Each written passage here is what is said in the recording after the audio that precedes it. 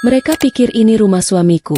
Mereka bahkan membawa pelakor untuk mengusirku, tanpa sadar kalau suami yang mereka banggakan itu hanyalah pengangguran yang numpang hidup padaku. Sebelum kita mulai lebih lanjut, yuk, tekan tombol suka, serta tombol subscribe agar tidak ketinggalan kisah menarik lainnya. Dan jangan lupa absen asal kota Bapak Ibu di kolom komentar. Semoga rezeki kita semua dilancarkan, kesehatan kita diberkahi, dan keluarga kita selalu harmonis dalam lindungannya. Amin. Orang-orang di luar sana mungkin melihat aku sebagai istri rumahan biasa. Setiap kali bertemu di arisan kompleks atau saat mengantar anak-anak ke sekolah, tatapan mereka seolah mengatakan hal yang sama. Aku adalah Santi, istrinya Pak Bagas. Wanita beruntung yang hidupnya nyaman, suaminya mapan, punya rumah besar, dan mobilnya selalu mengkilap. Kalau ada yang bertanya kesibukanku apa, aku selalu menjawab dengan senyum yang sudah terlatih. Aku ibu rumah tangga. Jawaban itu selalu membuat mereka mengangguk maklum. Kadang disusul pujian soal betapa enaknya hidupku. Mereka tidak salah, tapi mereka juga tidak sepenuhnya benar. Jauh di balik pintu rumah besar ini, aku menjalani peran ganda. Suamiku, Bagas, adalah pria yang paling kujaga harga dirinya. Di mata dunia, dia harus terlihat gagah, berwibawa, dan sukses. Dan aku adalah sutradara terbaik yang memastikan penampilan panggungnya selalu sempurna. Bagas itu, kalau boleh aku jujur di teras kita ini, adalah karya seniku. Dia ibarat etalase toko yang paling depan. Harus terlihat paling berkilau, paling mewah, dan paling meyakinkan. Padahal, yang punya tokonya, yang memikirkan modal, yang pusing mengatur stok barang, ya aku. Setiap pagi, pemandangannya selalu sama. Bagas akan bangun, mandi, lalu berdiri lama di depan lemari pakaian, memilih setelan kemeja terbaiknya. Kemeja-kemeja mahal yang kubelikan. Dia lalu akan memakai jam tangan berkilauan di pergelangan kirinya. Jam tangan yang cicilannya masih berjalan di kartu kreditku. Setelah itu, dia akan menyambar kunci mobil sedan hitam di atas meja. Mobil yang surat-surat kepemilikannya kusimpan rapi di brankas. Dan tentu saja, atas namaku. Dia akan berpamitan padaku, mencium keningku, dan bilang akan berangkat, rapat penting. Aku akan mengangguk, tersenyum, dan mendoakan kelancaran rapatnya. Tentu saja rapatnya selalu lancar.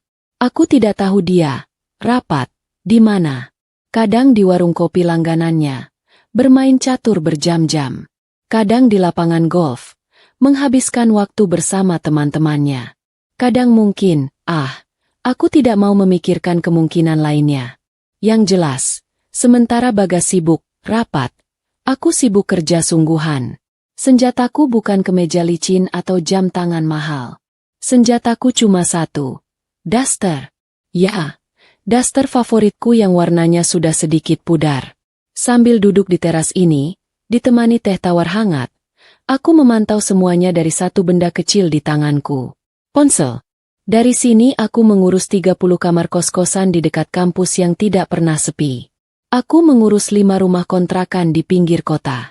Dan yang paling menyita waktu, aku mengelola bisnis catering makanan sehat yang pesanannya tidak pernah berhenti, melayani puluhan kantor besar di ibu kota.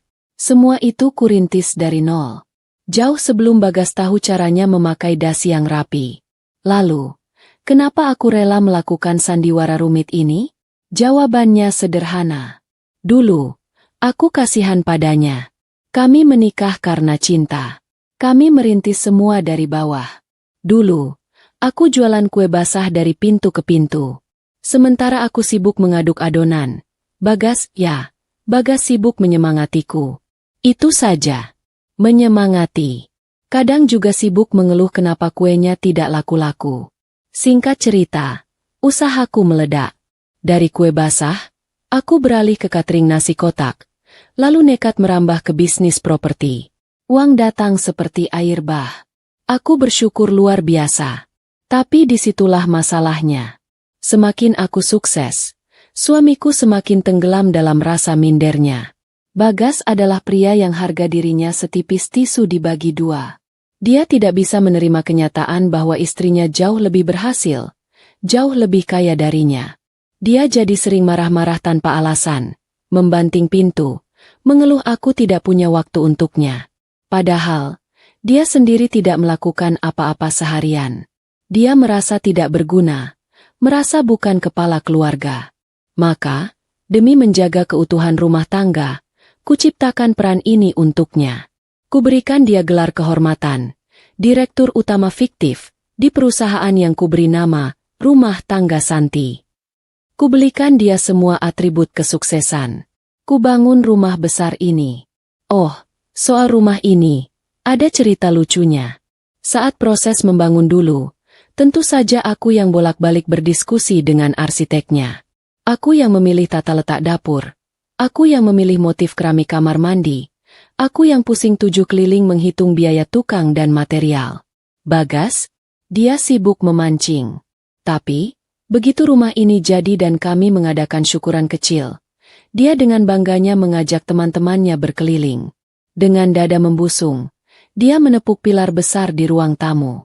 Dia lalu bercerita panjang lebar kepada teman-temannya, mengatakan bahwa pilar itu adalah idenya.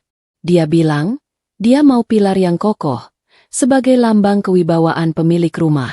Aku yang saat itu sedang membawa nampan berisi kopi, hampir saja tersedak. Kewibawaan? Padahal aku memilih pilar itu murni karena sedang ada diskon besar-besaran di toko material langgananku. Kubiarkan saja. Aku ikut tersenyum. Aku bahkan memuji seleranya di depan teman-temannya, yang tentu saja membuat Bagas semakin besar kepala. Kadang aku geli sendiri melihat tingkahnya. Rasanya seperti sedang bermain sandiwara. Tapi pemeran utamanya tidak sadar kalau naskah dan dialognya aku yang tulis. Satu-satunya orang di rumah ini yang tahu kebenarannya adalah Bey Lastri. Bey Lastri adalah asisten rumah tanggaku. Tapi aku lebih suka menganggapnya sahabat. Dia sudah ikut aku sejak kami masih mengontrak di rumah petak. Saat kami masih harus menghitung setiap rupiah untuk makan besok. Bey Lastri adalah saksi hidupku. Dia tahu siapa yang banting tulang sampai tengah malam, dan siapa yang banting pintu kalau uang rokoknya kurang. Dia sering menatapku dengan pandangan iba, campur kesal. Dia bilang aku ini terlalu baik, terlalu sabar. Ku jawab saja sambil tertawa. Bukan baik, Bey. Aku ini lagi menjaga barang antik. Barangnya rapuh, gampang pecah, jadi harus hati-hati. Bey Lastri hanya menggelengkan kepala. Dia bergumam pelan, bilang kalau barang antik dirawat terus harganya makin mahal. Lah ini kok malah makin ngelunjak. Bagas bukannya tidak tahu aku punya uang. Dia tahu. Dia hanya tidak mau tahu seberapa banyak uangku. Bagi dia, mengakui aku lebih sukses berarti mengakui dia gagal total sebagai laki-laki. Jadi, kami punya kesepakatan diam-diam. Setiap awal bulan, aku akan mentransfer sejumlah uang ke rekeningnya. Jumlahnya besar, sangat besar. Cukup untuk membuatnya merasa seperti laki-laki sejati yang menghasilkan. Uang itu dia sebut sebagai gaji direktur. Dia bebas memakai uang itu. Entah untuk mentraktir teman-temannya di kafe mahal, untuk membeli stik golf baru, atau sekadar pamer di grup arisan bapak-bapak kompleks. Aku tidak peduli uang itu lari kemana. Aku sudah punya pos keuangan sendiri. Anggap saja itu biaya perawatan untuk menjaga ketenangan rumah. Lebih murah, kok, dibanding aku harus mendengarkan omelannya setiap hari. Tapi, aku sadar, kebaikanku ini ada cacatnya. Kesabaranku ini ada efek sampingnya. Semakin aku memanjakan Bagas, semakin dia lupa diri. Semakin aku menutupi kekurangannya, semakin dia merasa sempurna. Dia mulai terbiasa dilayani, terbiasa dihormati, terbiasa memerintah. Dia mulai percaya 100% pada kebohongan yang kuciptakan untuknya. Dia lupa, etalase yang mengkilap itu bisa berdiri tegak karena ada tokonya. Kalau tokonya tutup, etalase itu cuma tumpukan kaca tak berguna yang siap dibuang ke tukang loak. Dan yang paling parah, dia tidak hanya membanggakan kesuksesan palsunya ini kepada teman-temannya. Dia menceritakan semua dongeng indahnya ini ke keluarganya di kampung. Disinilah sepertinya, semua masalah besar akan dimulai. Ibu Ratih, mertuaku, wanita yang melahirkan Bagas. Bagi beliau, Bagas adalah putra paling sukses sedunia. Tentu saja, bagaimana tidak bangga? Setiap bulan, Bagas, yang pakai uangku, mengirimkan jatah bulanan ke kampung yang jumlahnya mungkin lebih besar dari gaji kepala desa di sana. Setiap kali menelepon, nada bicara Ibu Ratih padaku selalu meremehkan. Nasihatnya selalu sama. Aku harus beruntung bisa jadi istri Bagas. Aku harus menjaga aset keluarga itu baik-baik. Jangan sampai Bagas kecapean kerja. Kasihan. Aku selalu menjawab, "Iya, Bu. Pasti, Bu." Aku tidak pernah berniat meluruskan. Buat apa? Biarlah seorang ibu bangga pada anaknya. Kupikir, kebohongan kecil demi kebahagiaan orang tua, tidak apa-apalah. Aku lupa satu hal.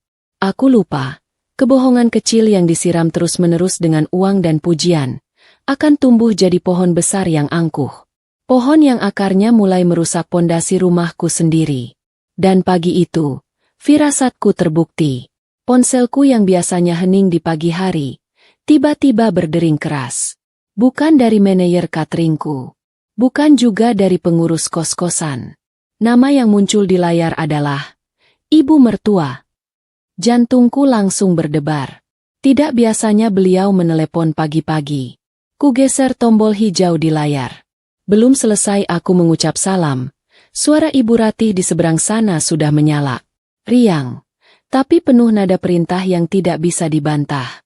Beliau tidak mau dengar basa-basi. Intinya, beliau sudah sampai di stasiun. Aku dan Bagas harus menjemput. Sekarang juga. Cepat. Aku terdiam. Stasiun? Sampai. Aku kaget. Tentu saja. Kutanya beliau datang dengan siapa. Kok sangat mendadak? Jawabannya di seberang sana membuatku lemas. Beliau tertawa keras. Ternyata, beliau tidak datang sendirian. Beliau membawa rombongan. Seluruh keluarga besar dari kampung diboyong. Tujuannya? Apalagi kalau bukan untuk liburan di rumah anak kesayangannya yang paling sukses itu. Telepon ditutup. Begitu saja. Aku mematung di teras. Teh tawarku mendadak terasa sangat pahit. Aku menoleh ke dalam rumah. Kulihat Bagas, suamiku, direktur utama fiktif, masih asyik membaca koran di meja makan, pura-pura sibuk. Aku tahu, sandiwara yang sudah kubangun rapi selama bertahun-tahun ini, sebentar lagi akan kedatangan rombongan penonton. Penonton yang sangat merepotkan, yang tidak pernah aku undang, dan yang akan merusak panggungku. Pemandangan di depan lobi kedatangan persis seperti yang kubayangkan. Ibu Ratih, mertuaku, sedang berdiri berkacak pinggang, dikelilingi tumpukan barang yang lebih mirip orang mau pindahan rumah daripada liburan. Ada koper-koper besar yang sudah usang, tas-tas jinjing yang menggembung penuh, beberapa kardus mie instan yang diikat tali rafia, dan yang paling membuatku pusing, ada satu sangkar ayam di kakinya. Bagas, suamiku, langsung memasang senyum terbaiknya. Dia berlari kecil, menyalami dan memeluk ibunya. "Ibu, sehat?" Aku mengikuti di belakang, berusaha tersenyum sopan, ikut menyalami. Tapi tangan Ibu Ratih terasa kaku dan dingin saat kusentuh. "Lama sekali," bentak Ibu Ratih. Ini adalah kalimat pertamanya untukku hari itu. Bukan salam, bukan senyuman, hanya bentakan. Beliau menatapku dari atas ke bawah. Aku yang pagi itu hanya memakai kaos oblong sederhana dan celana panjang kain, langsung dinilai. "Kamu ini, Santi, suami kamu sukses. Istrinya kok penampilannya begini amat? Kayak pembantu baru. Malu ibu dilihat orang." Aku menelan ludah. Kulihat Bagas. Kuharap dia membela. Tapi dia hanya tertawa canggung. "Ah, ibu ini bisa saja. Santi kan di rumah saja, Bu." "Di rumah saja." "Ya, di rumah. Mengurus kerajaan bisnisku dari balik daster. Perjalanan pulang adalah neraka kecil pertama. Mobilku, sebuah mobil keluarga yang cukup besar dan nyaman, yang biasanya kupakai mengangkut puluhan kotak catering, kini terasa seperti kaleng sarden. Ibu Ratih duduk di depan. Tentu saja. Di samping, anak suksesnya. Beliau tidak berhenti mengomentari mobil itu. Katanya kursinya keras. Guncangannya terlalu terasa. Beliau membandingkannya dengan mobil kepala desa di kampungnya yang katanya jauh lebih empuk. Aku duduk di belakang. Berhimpitan. Dijepit di antara dua adik ipar yang tidak pernah kutemui sebelumnya. Dan sebuah kardus berisi entah apa yang baunya seperti terasi. Aku hanya bisa diam, memandangi jalanan, sambil menghitung sampai 10 di dalam hati. Berulang kali. Begitu gerbang rumahku terbuka, pemandangan selanjutnya lebih parah. Rombongan itu, yang terdiri dari Ibu Ratih, 3 adiknya Bagas, 2 sepupu jauh, dan 3 anak kecil yang berlarian, langsung menyerbu masuk. Mereka seperti rombongan turis yang baru pertama kali melihat istana. Aku melihat anak-anak itu langsung melompat-lompat di atas sofa beludru putihku. Sofa yang baru kubeli bulan lalu, yang bahkan cicilannya belum lunas. Mereka meloncat sambil memegang cireng yang berminyak. Aku ingin berteriak, tapi ku tahan. Ibu Ratih berdiri di tengah ruang tamu. Beliau memutar badannya, matanya memindai seisi ruangan dengan tatapan seorang penilai barang loak. Tatapannya berhenti pada sebuah guci keramik antik yang kupajang di sudut ruangan. Guci itu adalah hasil lelang yang kudapat dengan susah payah. Harganya? Cukup untuk membeli sepetak sawah di kampung mertuaku. Ibu Ratih menunjuk guci itu. Santi, panggilnya. Nadanya datar. Aku mendekat. Iya, Bu. Pajangan ini kamu beli di mana? Tanyanya. Aku baru mau menjawab kalau itu barang koleksi. Tapi beliau sudah melanjutkan. Jelek sekali. Kayak pajangan di pasar malam. Warnanya norak. Besok buang saja. Ya. Ganti sama foto Bagas yang besar. Foto dia pakai jas. Aku membeku. Pajangan pasar malam? Di belakang Ibu Ratih, kulihat Bey Lastri muncul dari dapur. Mata kami bertemu. Bey Lastri menatapku dengan iba, tapi juga ada kemarahan di matanya. Dia pasti mendengar semua. Bagas di mana? Oh, suamiku tercinta. Dia sedang sibuk. Sibuk memamerkan kewibawaannya. Dia sedang tertawa keras di teras belakang, menunjukkan kolam ikan koiku pada paman-pamannya. Dia menceritakan betapa repotnya dia memelihara ikan-ikan mahal itu. Padahal, yang memberi makan ikan itu setiap pagi adalah aku, sebelum aku mulai memeriksa laporan keuangan cateringku. Ibu Ratih tidak berhenti di ruang tamu. Beliau melanjutkan inspeksinya. Beliau masuk ke dapurku. Dapur bersihku yang luas, yang sengaja ku desain dengan peralatan modern untuk menunjang hobiku memasak. Beliau mengernyitkan dahi. Santi, ini dapur kok bau bumbu begini? Aku bingung. Namanya juga dapur. Bu, tadi pagi Bey Lastri habis masak. Dapur orang kaya itu harusnya steril. Potongnya. Wangi. Kayak di televisi itu. Ini bau terasi, bau bawang. Nggak berkelas. Nanti kamu bersihkan semua. Pakai pewangi yang banyak. Aku mulai merasa kepalaku pusing. Steril? Wangi. Memangnya ini laboratorium? Dapur ya tempatnya masak. Tempatku mencari uang untuk menghidupi putra suksesnya itu.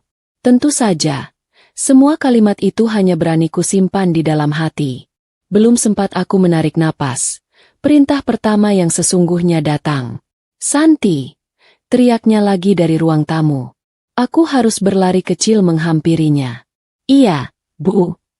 Buatkan Ibu kopi. Yang pahit. Gulanya sedikit saja. Terus buatkan minum sirup untuk semua saudara Ibu. Cepat. Ya. Haus ini. Beliau mengatakannya sambil melempar tas tangannya ke sofa. Tanpa menatapku. Nada bicaranya persis seperti yang biasa beliau gunakan saat memanggil pembantu di kampungnya. Aku sadar posisiku sudah ditetapkan. Di rumahku sendiri, aku resmi jadi pesuruhnya. Aku berjalan lunglai ke dapur. Bey Lastri sudah menungguku di sana. Wajahnya merah pada menahan kesal. Ibu ini. Bey Lastri tidak sanggup melanjutkan kata-katanya. Aku menghela napas panjang. Aku menepuk bahunya pelan. Nggak apa-apa. Bei, tolong siapkan air panas yang banyak ya di termos besar. Siapkan juga semua gelas yang kita punya. Kelihatannya kita bakal lembur, kataku pelan, berusaha setenang mungkin. Saat aku sedang mengadu kopi pahit untuk mertuaku, kudengar suara Ibu Ratih bicara dengan Bagas di ruang tengah. Kali ini, suaranya terdengar manja, tapi penuh tuntutan. Bagas, anakku, kamar ibu di mana? Ibu nggak mau ya di kamar tamu yang di bawah. Pasti sempit. Ibu mau kamar kamu. Kamar utama. Yang paling besar. Yang ada balkonnya itu. Hening sejenak. Jantungku berdebar. Aku menunggu jawaban Bagas. Aku menunggu suamiku berkata, "Jangan, Bu. Itu kamar kami. Ibu di kamar tamu saja. Kamarnya juga besar dan nyaman." Tapi yang kudengar selanjutnya adalah suara tawa Bagas. "Oh, tentu saja, Bu. Ibu harus di kamar yang paling bagus." "Boleh, Bu. Nanti biar Santi yang pindah. Santi bisa tidur di kamar tamu bawah saja. Gampang itu." Sendok di tanganku berhenti mengaduk. Gelas kopi itu terasa bergetar di tanganku. Ini bahkan belum genap 2 jam.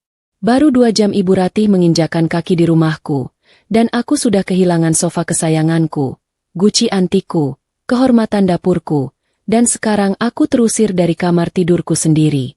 Aku menatap punggung suamiku dari kejauhan. Laki-laki yang harga dirinya kujaga setengah mati itu. Laki-laki yang kuberi panggung mewah untuk bermain peran. Ternyata, dia baru saja menjualku. Menjual istrinya sendiri dengan harga yang sangat murah. Hanya demi sebuah pujian dari ibunya. Petaka ini ternyata datang jauh lebih cepat dari yang kubayangkan. Dan aku tahu, ini baru permulaan. Hanya butuh waktu kurang dari 24 jam untuk mengubah istanaku menjadi pasar malam. Rumahku yang dulu tenang, yang biasanya hanya terdengar suara ketukan jariku di laptop atau suara Bey Lastri yang bersenandung sambil menyapu, sekarang hilang total. Suara riuh rendah itu dimulai bahkan sebelum matahari terbit. Aku terbangun di kamar tamu yang sempit di lantai bawah. Punggungku terasa sakit karena kasurnya yang tipis. Tapi bukan itu yang membuatku terbangun. Aku terbangun karena suara orang-orang berlarian di lantai atasku. Tepat di atas kepalaku. Suara kaki-kaki kecil keponakan Bagas terdengar seperti gajah sirkus yang sedang latihan. Mereka berteriak-teriak, main kejar-kejaran. Dan sepertinya tidak ada satu orang dewasa pun yang peduli kalau ini masih jam 5 pagi. Ruang tamuku, yang biasanya rapi dan wangi aromaterapi, sekarang penuh aroma yang campur aduk. Ada bau minyak kayu putih yang menyengat dari salah satu paman Bagas yang katanya, masuk angin, dan tidur di sofa. Ada bau rokok kretek yang asapnya menempel pekat di gorden baruku. Padahal aku sudah memasang tulisan besar, dilarang merokok, di ruang itu. Dan sofa putihku yang malang. Aku bahkan tidak sanggup melihatnya. Sofa beludru itu sekarang warnanya belang-belang. Ada noda kecap di sandarannya. Ada remah-remah kerupuk yang menyebar di seluruh permukaannya. Dan di sudutnya, ada bekas tumpahan sirup yang lengket, yang sekarang dikerumuni semut. Aturan yang kubuat susah payah di rumah ini seolah menguap begitu saja. Ibu Ratih, mertuaku, sudah mengambil alih komando penuh. Beliau bertingkah seperti ratu di kerajaan barunya. Semua adik dan sepupu Bagas patuh total padanya. Dan mereka semua memandangku. Mereka bahkan tidak memandangku. Aku seolah tidak terlihat. Aku tembus pandang. Aku ingat siang itu, aku sedang pusing memeriksa tagihan catering yang menumpuk di laptopku. Aku duduk di sudut meja makan, satu-satunya tempat yang tersisa. Tiba-tiba, salah satu adik ipar perempuanku, sebut saja namanya Dini, datang dan langsung mengambil cangkir teh hangatku yang ada di sebelah laptop. Dia meminumnya. Begitu saja. Tanpa izin. Tanpa basa-basi. Aku kaget. Kutatap dia. Dia hanya nyengir tanpa rasa bersalah. Pinjam dulu ya, Mbak Santi. Haus. Katanya. Dia bahkan tidak menyebutku, Mbak Yu, atau kakak ipar. Langsung panggil nama. Aku ini siapa? teman sebayanya? Dan yang paling membuatku ingin tertawa getir adalah soal makanan. Bisnis utamaku adalah catering makanan sehat. Aku terbiasa makan teratur. Pagi itu, Bey Lastri, yang kasihan padaku, sudah menyiapkan oatmeal dan buah potong untuk sarapanku, seperti biasa. Ibu Ratih melihat mangkuku dengan pandangan jijik. Beliau langsung berteriak dari meja makan. Katanya, "Makanan apa ini? Makanan orang sakit? Makanan burung?"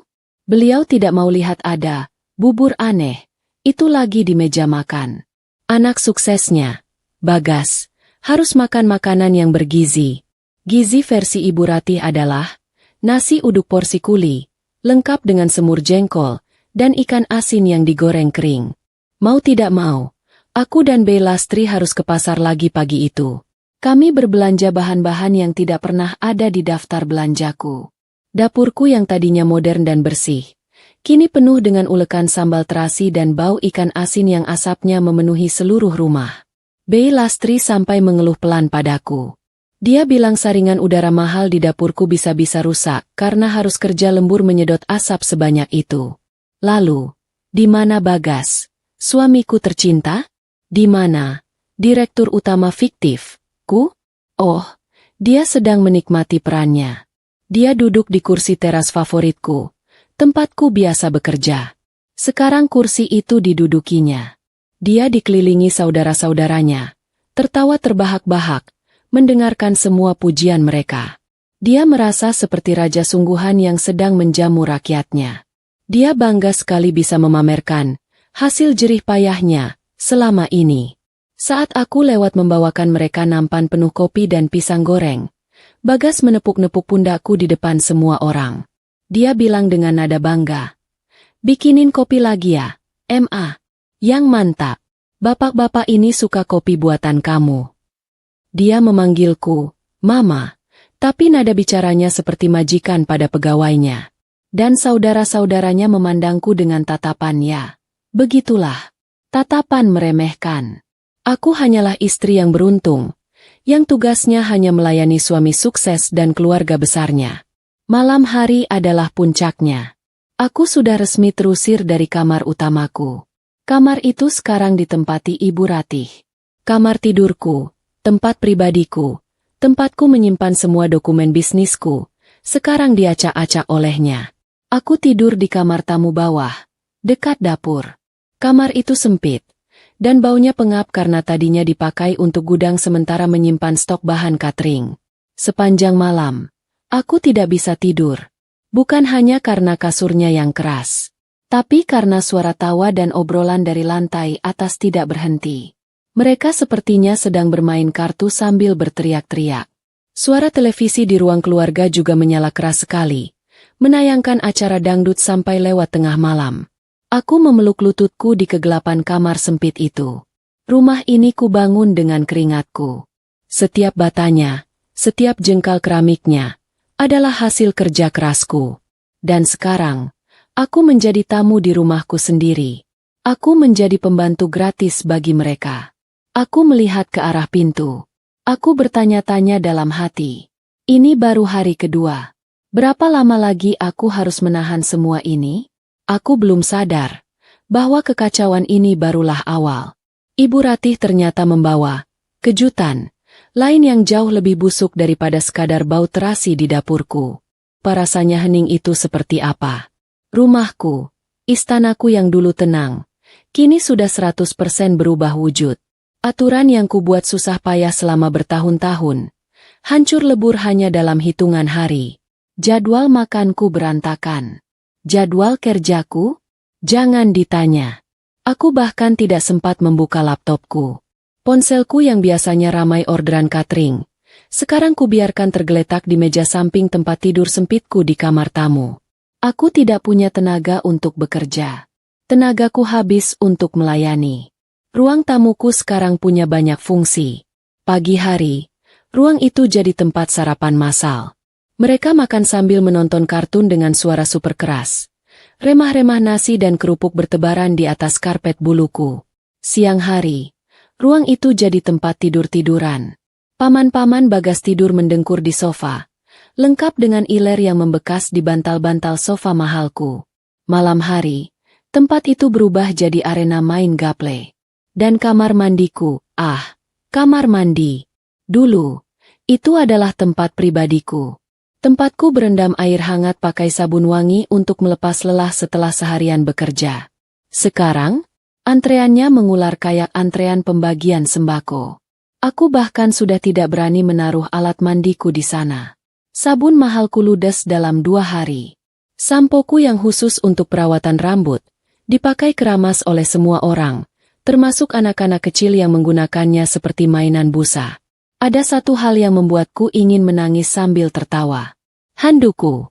Handukku yang paling bagus, yang kubeli mahal, yang bahannya lembut. Kemarin kutemukan tergeletak di lantai depan kamar mandi. Basah, kotor, dan penuh jejak kaki. Rupanya, handuk itu dipakai untuk keset oleh salah satu keponakan Bagas. Saat kutanya siapa yang melakukannya, tidak ada yang mengaku. Mereka hanya saling pandang lalu tertawa. Aku cuma bisa istighfar. Aku ambil handuk itu, kumasukkan ke mesin cuci, dan kusimpan sisanya di dalam lemari kamarku yang sempit. Aku dan Bey Lastri sudah seperti unit catering darurat yang beroperasi 24 jam. Kami memasak 3 kali sehari untuk, aku coba hitung, 11 orang dewasa dan 3 anak kecil. Porsi masaknya sudah bukan porsi rumahan, tapi porsi hajatan. Bey Lastri yang biasanya sabar, wajahnya kini makin kusut. Bu, bisiknya padaku suatu sore saat kami mencuci tumpukan piring yang menggunung. Ini beras kita yang 1 karung. 3 hari sudah habis, Bu. Dia berhenti sejenak, mengelap keringatnya. Terus, sabun cuci piring tinggal busanya aja, Bu. Mereka itu kalau cuci piring, sabunnya dituang kayak nuang sirup. Boros sekali. Gas juga sudah ganti 2 kali minggu ini. Aku hanya bisa menghela napas. Sudah, Bey. Nanti aku pesan lagi semuanya. Jawabku lirih. Bey Lastri menatapku iba. Bukan soal uangnya, Bu. Tapi ini rumah ibu. Kenapa ibu yang diperlakukan begini? Aku tidak bisa menjawab. Dan suamiku, Bagas, sang direktur utama fiktif, dia makin sibuk. Sibuknya bukan main. Sibuk menyuruhku. Ma, kopi. Ma, celana bapak yang buat main golf mana ya? Ma, pijitin bapak. Pegal ini habis main catur sama paman. Dia benar-benar lupa. Dia lupa siapa yang menggajinya selama ini. Dia lupa siapa yang memberinya semua kemewahan yang dia pamerkan itu. Dia sudah terbuai oleh pujian-pujian keluarganya yang menyebutnya anak sukses dan juragan. Di tengah hiruk-pikuk pasar malam yang kini bernama rumahku ini, ada satu sosok yang aneh. Sejak hari pertama kedatangan rombongan itu, aku sebenarnya sudah melihatnya. Tapi karena terlalu sibuk, aku tidak terlalu memperhatikan. Namanya Rani. Waktu pertama kali datang di stasiun, Ibu Ratih, mertuaku, mengenalkannya sekilas. Sangat sekilas. Beliau hanya bilang, "Oh, ini Rani, saudara jauh dari desa sebelah. Kasihan, dia yatim piatu, nggak ada yang urus. Jadi ibu ajak sekalian biar bisa lihat kota." Saat itu aku hanya mengangguk. Aku kasihan. Yatim piatu. Tentu saja boleh ikut. Tapi setelah 4 hari mengamati, aku sadar. Perlakuan yang diterima Rani sangat berbeda dari anggota rombongan lainnya. Dia masih muda. Mungkin usianya akhir 20-an. Jauh lebih muda dariku. Kulitnya putih bersih. Terawat. Badannya bagus. Cara dia berpakaian juga sangat berbeda. Walaupun Ibu Ratih bilang dia dari kampung, pakaiannya selalu terlihat baru. Dan modelnya ketat. Kaosnya pas badan. Celananya juga membentuk lekuk tubuh. Bibirnya selalu dipoles pewarna bibir yang merah menyala. Bahkan saat baru bangun tidur. Dia tidak pernah ikut repot-repot di dapur seperti adik-adik Bagas yang perempuan. Dia tidak pernah terlihat menyapu atau mencuci piringnya sendiri. Pekerjaannya hanya satu, duduk manis di sofa ruang tengah, menyilangkan kakinya, dan sibuk bermain ponsel. Kalau dia haus, Dia tidak akan ke dapur. Dia akan memanggil Mbak Santi. Panggilnya dengan suara yang dibuat-buat manja. Mbak, tolong ambilkan minum, dong. Yang dingin, ya, pakai es. Dia memanggilku, Mbak. Bukan, Mbak Yu, atau kakak ipar. Padahal aku istri dari orang yang dia panggil, Mas Bagas. Perutku mulai terasa tidak enak. Tapi yang membuatku benar-benar curiga adalah sikap mertuaku padanya. Ibu Ratih itu orangnya pelit. Pelit pujian, pelit senyum, apalagi padaku. Tapi pada Rani, luar biasa. Pagi itu, saat sarapan, Ibu Ratih mengambilkan nasi goreng porsi besar. Bukan untuk Bagas, anaknya, tapi untuk Rani. Ayo, Rani, makan yang banyak, kata Ibu Ratih sambil mengusap punggung gadis itu. Biar sehat. Kamu itu cantik sekali pagi ini. Pakai baju warna apa saja cocok. Rani hanya tersenyum malu-malu. Ah, ibu bisa saja. Aku yang sedang membawa teko teh panas, nyaris menjatuhkannya. Seumur-umur aku jadi menantunya. Jangankan dipuji cantik, ditanya, sudah makan atau belum, saja tidak pernah. Lalu, kulihat sesuatu yang lain. Sesuatu yang membuat darahku mulai mendidih pelan. Kulihat sikap suamiku, Bagas. Bagas yang biasanya malas bergerak. Yang kalau ku minta mengambilkan remote televisi yang jaraknya hanya 1 meter saja susahnya minta ampun. Sekarang jadi sangat ringan tangan. Tapi hanya untuk Rani. Saat sedang makan bersama, Rani tiba-tiba terbatuk kecil. Aduh, keselek, katanya pelan. Bagas, yang duduk di seberang meja, reaksinya lebih cepat dari kilat. Dia langsung berdiri, mengambilkan segelas air putih, dan memberikannya pada Rani dengan tatapan penuh khawatir. Pelan-pelan, Ran, kamu nggak apa-apa. Rani menerima gelas itu, jari-jari mereka bersentuhan sekilas. Nggak apa-apa, Mas. Makasih, ya. Aku terdiam di kursiku. Keselek, hanya keselek. Dan suamiku paniknya seperti melihat orang kecelakaan. Aku melirik ke arah Ibu Ratih. Mertuaku itu melihat adegan barusan. Dan dia tersenyum. Bukan senyum biasa. Itu senyum puas. Senyum kemenangan. Sejak saat itu, aku mulai mengamati. Aku mulai jadi detektif di rumahku sendiri. Aku pura-pura sibuk di dapur. Tapi mataku tidak lepas dari cermin besar di ruang makan. Cermin itu memantulkan semua aktivitas di ruang tamu. Dan apa yang kulihat, membuat dadaku sesak. Kulihat Bagas dan Rani. Mereka duduk di sofa yang sama. Sangat berdekatan. Padahal sofa itu panjang dan bisa muat 5 orang. Mereka tertawa-tawa kecil sambil melihat layar ponsel milik Bagas. Entah apa yang mereka lihat. Kulihat Bagas sesekali menyentuh lengan Rani saat tertawa. Dan Rani tidak menghindar. Dia malah terlihat senang. Di mana Ibu Ratih? Oh, beliau ada di sana. Beliau duduk di kursi tunggal di seberang mereka. Bertingkah seperti pengawal pribadi. Matanya mengawasi, bukan untuk melarang, tapi untuk memastikan semuanya berjalan lancar. Senyum bangga tidak pernah lepas dari bibirnya. Tadi, aku sedang di dapur, memotong sayuran untuk makan siang. Tiba-tiba Rani masuk ke dapur. Dia mengeluh pusing. Aduh, kepalaku berat banget, Mbak Santi, katanya sambil bersandar di meja dapur. Sebelum aku sempat menjawab, Bagas muncul di belakangnya. Kamu kenapa lagi, Ran? Pusing? Iya, Mas. Kayaknya masuk angin. Jawab Rani manja. Lalu, hal yang tidak pernah kubayangkan terjadi. Di depanku, di dapurku sendiri. Bagas langsung mengambil botol minyak angin yang selalu tersedia di kotak obat. Dia menuangkannya ke tangannya. Sini, Mas pijitin tengkuknya. Biar enak. Dan Bagas suamiku mulai memijat tengkuk Rani. Rani memejamkan matanya, menikmati pijatan itu. Aduh, enak, Mas. Pijatan Mas Bagas kuat. Ya. Tanganku yang sedang memegang pisau mendadak kaku. Aku berhenti memotong.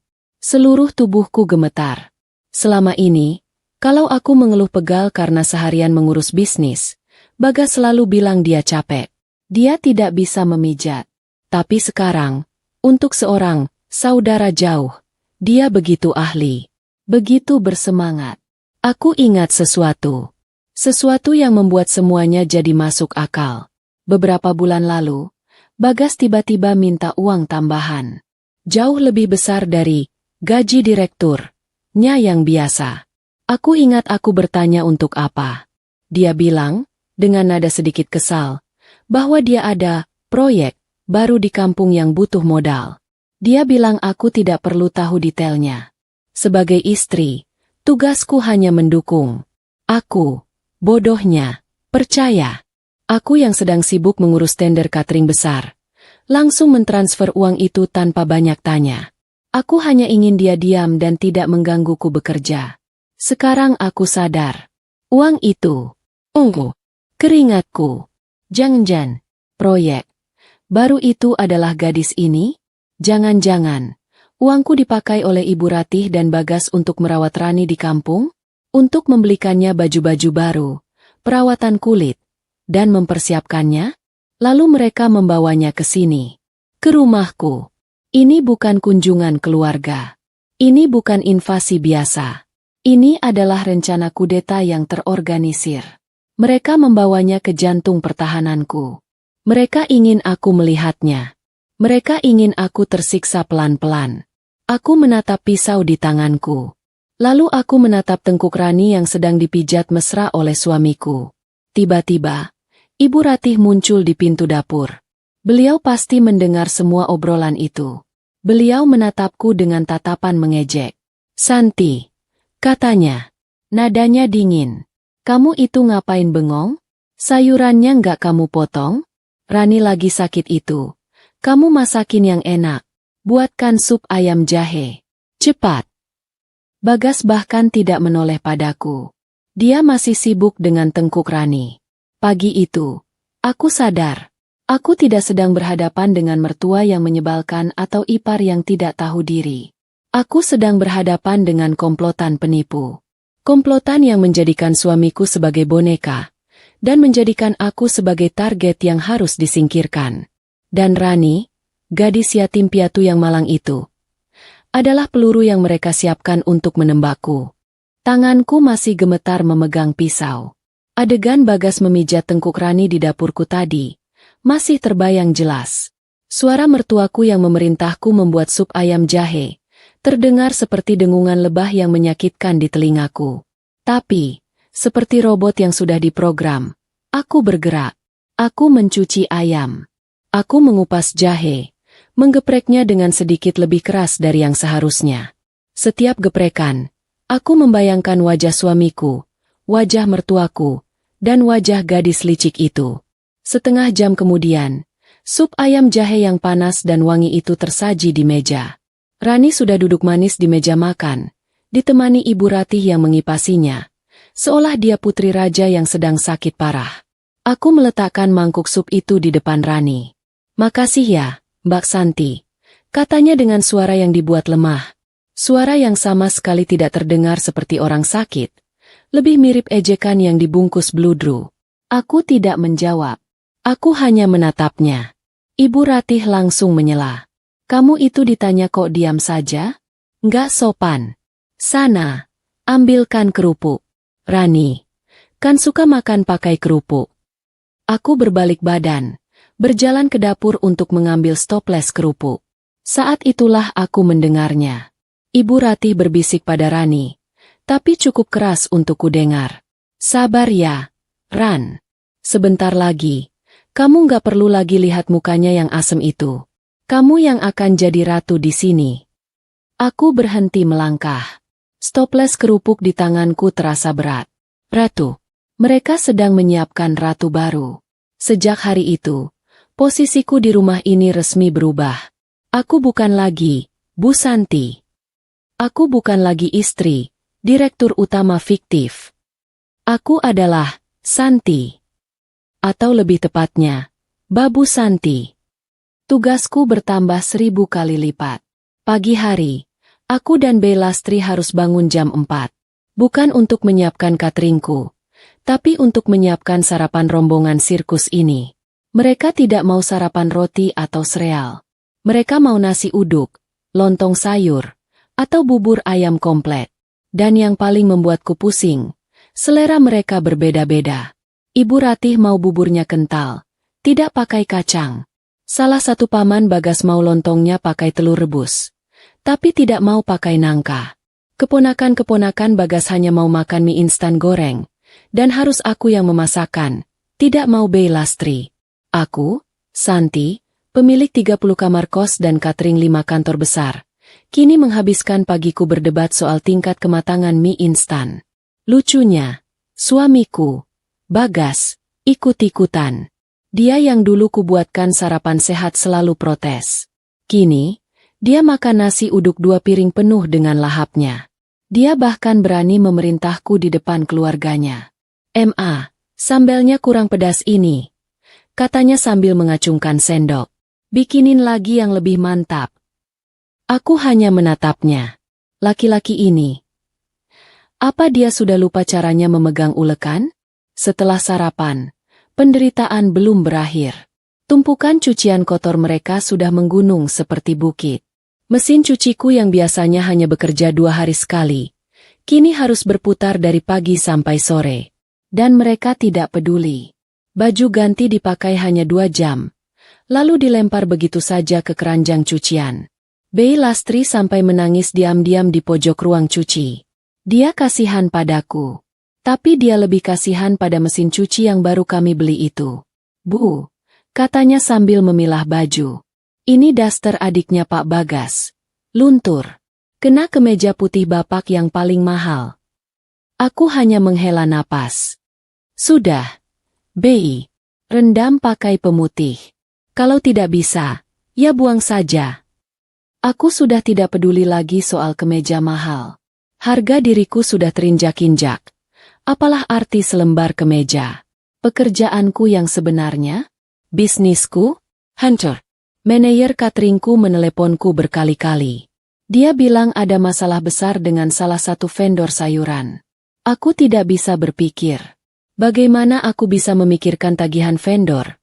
Sementara di telingaku Ibu Ratih berteriak minta dipijat kakinya? Bagaimana aku bisa memeriksa laporan keuangan?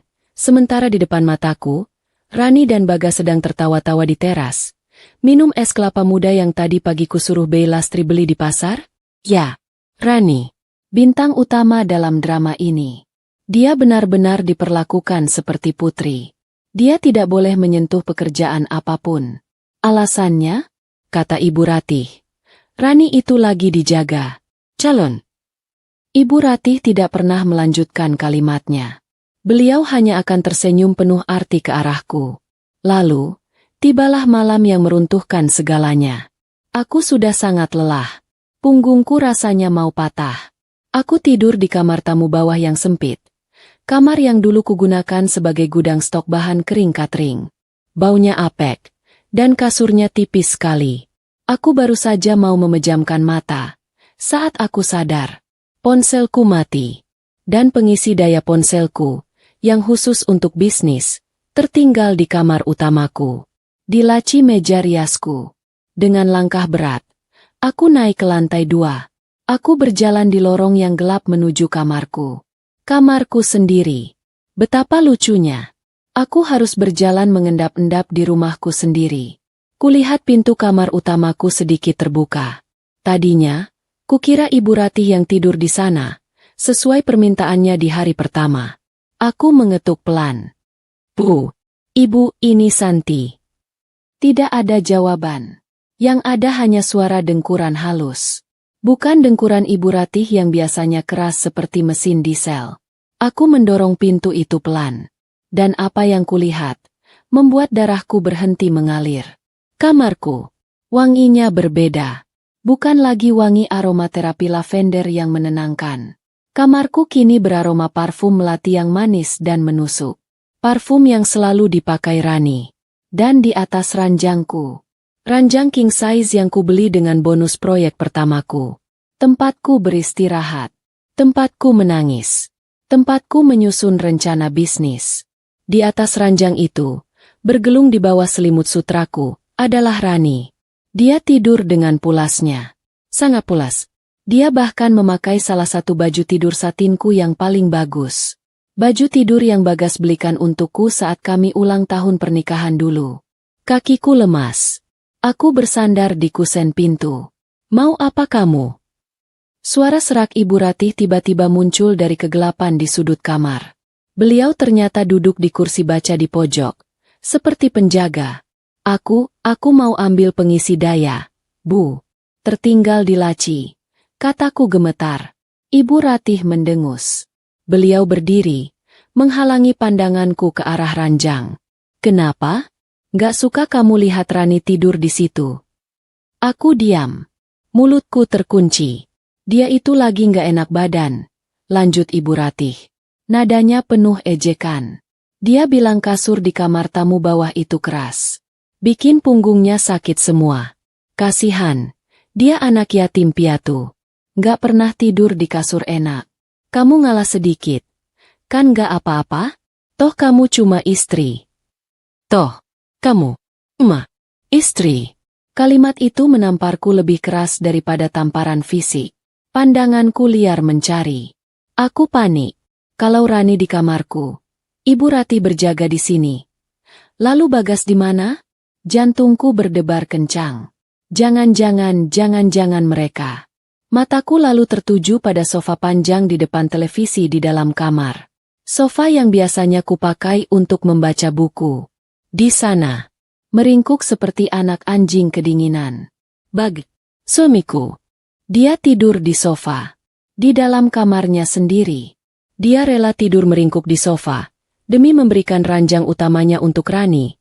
Si saudara jauh, yang katanya sedang sakit. Aku menatap pemandangan itu. Ibu Ratih yang menjaga. Rani yang tidur nyenyak di ranjangku. Bagas yang tidur di sofa. Ini sudah gila. Ini bukan lagi kunjungan keluarga. Ini bukan lagi invasi. Ini adalah penjajahan penuh. Mereka sudah mengambil alih semuanya. Ibu Ratih berjalan ke laci meja rias, mengambil pengisi dayaku, dan melemparkannya ke lantai di depanku. Nih, ambil. Terus pergi. Jangan ganggu Rani istirahat. Usirnya. Aku membungkuk, memungut pengisi daya itu. Harga diriku ikut kupungut dari lantai keramik yang dingin itu. Aku berjalan mundur, menutup pintu kamarku sendiri. Aku berdiri di lorong yang gelap. Sendirian. Aku sadar. Di rumah ini, aku tidak punya apa-apa lagi. Aku bukan istri. Aku bukan pemilik. Aku hanya babu yang kebetulan surat-surat rumahnya masih atas namaku. Malam itu, di kamar gudang yang apek, aku tidak tidur. Aku tidak marah. Aku mulai menghitung. Aku menghitung semua pengorbananku. Aku menghitung semua penghinaan ini. Dan aku mulai menyusun rencana. Jika mereka ingin bermain sandiwara, aku akan pastikan, akulah yang akan menulis adegan terakhirnya. Dan adegan itu, tidak akan mereka lupakan seumur hidup. Seminggu sudah berlalu sejak invasi itu dimulai. Aku sudah lupa rasanya tidur di ranjangku sendiri. Aku sudah lupa rasanya ketenangan. Dan jujur saja, aku sudah mulai mati rasa. Rumahku bukan lagi rumahku. Setiap sudutnya sudah dikuasai. Bau rokok kretek menempel permanen di gorden ruang tamu. Kamar mandiku, jangan dibahas. Lantai keramik yang dulu putih bersih, sekarang selalu kotor dan becek. Aku sudah menyerah membersihkannya. Aku dan Bey Lastri kini bekerja seperti dua robot di pabrik. Kami bangun, memasak dalam porsi kuli, mencuci piring yang menggunung, mencuci baju yang menumpuk, lalu tidur di kamar sempit kami, hanya untuk mengulanginya lagi besok pagi. Mesin cuciku yang malang itu, yang baru kucicil 6 bulan, sekarang berputar 24 jam. Mungkin kalau dia bisa bicara, dia sudah minta surat pengunduran diri. Harga diriku sudah kuanggap lunas. Sudah kuanggap sebagai biaya kerugian. Aku tidak lagi membantah. Saat Ibu Ratih menyuruhku mengambilkan minum, aku ambilkan. Saat salah satu iparku melempar handuk basah ke lantai, Aku pungut. Saat Bagas memintaku memijat kakinya di depan Rani, aku lakukan, sambil menahan mual. Aku diam. Tapi aku tidak buta. Mataku terus mengawasi. Aku melihat bagaimana Rani semakin berkuasa. Dia tidak lagi tidur di kamarku. Oh, tidak. Dia sudah naik pangkat. Ibu Ratih memutuskan bahwa kamar tamu utama di lantai 2, yang biasanya untuk tamu kehormatan, kini jadi kamar permanen Rani. Sementara Bagas, suamiku, dia kembali tidur di kamarku. Tapi bukan denganku. Dia tidur di sana sendirian. Sementara aku tetap di kamar gudang lantai bawah. Ibu Ratih punya 1000 alasan. Katanya, Bagas itu butuh istirahat tenang. Dia kan kerja keras. Kamu jangan ganggu dia. Santi, tidur di bawah saja. Sekalian dekat dapur. Kalau malam-malam ada yang haus, kamu gampang ambilkan. Kerja keras? Kerja keras apa? Aku ingin tertawa. Kerja kerasnya hanya duduk di teras, memamerkan mobilku, dan menghabiskan uangku. Aku menjadi pengamat di rumahku sendiri. Aku melihat tatapan mata mereka. Aku melihat bagaimana Ibu Ratih selalu berbisik-bisik dengan Rani di teras belakang. Mereka berdua akan tertawa terkikik-kikik, sambil menatap ke arahku yang sedang menjemur pakaian. Aku melihat bagaimana Bagas semakin berani. Dia tidak lagi ragu menyentuh Rani di depanku. Kadang dia, tidak sengaja, menyenggol bahu Rani saat di meja makan. Kadang dia memuji masakan Rani, yang sebenarnya aku yang masak, tapi Rani hanya menaburkan bawang goreng di atasnya.